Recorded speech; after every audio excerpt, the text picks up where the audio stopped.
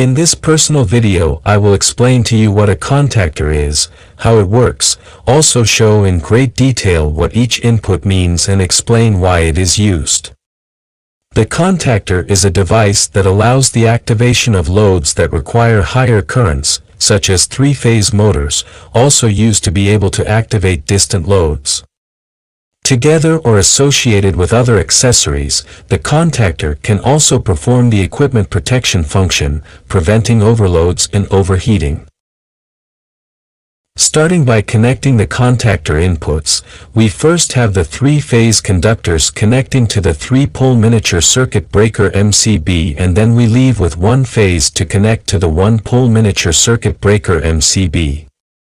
At the output of the three-phase circuit breaker we connect the three phases to the contactor power contacts, which are the contacts L1, L2, and L3 or 1, 3 and 5 where the line receives, that is, the energy input, and the power contacts T1, T2, and T3 or 2, 4 and 6 where the load is connected, that is, the power output to turn on the motor.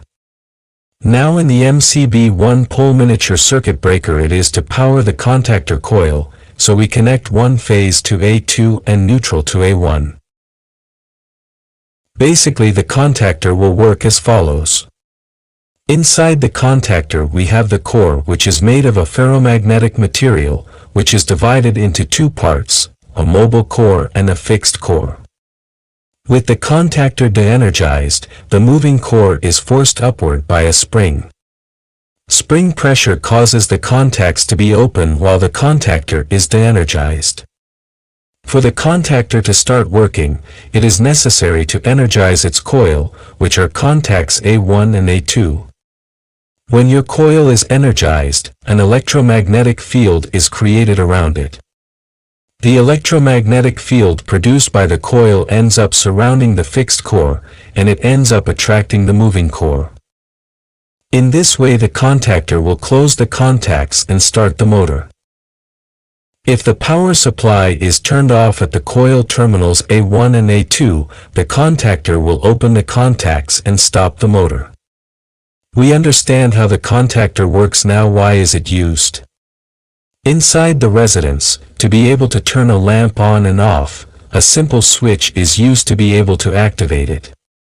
Now in the case of a motor, to be able to turn this motor on and off we need a device that supports higher currents, and for that we need a contactor. The contactor will allow the control of loads with high currents in a safe and efficient way. Remembering folks that I made this simple connection just to be able to better explain how the contactor works. Now, to start and stop the motor, it is necessary to use buttons, and to use these buttons, auxiliary contacts 13 and 14 of the contactor are used. To protect the motor, it is necessary to use a thermal relay together with the contactor. What do you guys think of continuing the videos about contactor and electrical controls? Comment below on the video, already leaving your like to help our channel grow. Thank you very much for watching, and until the next video.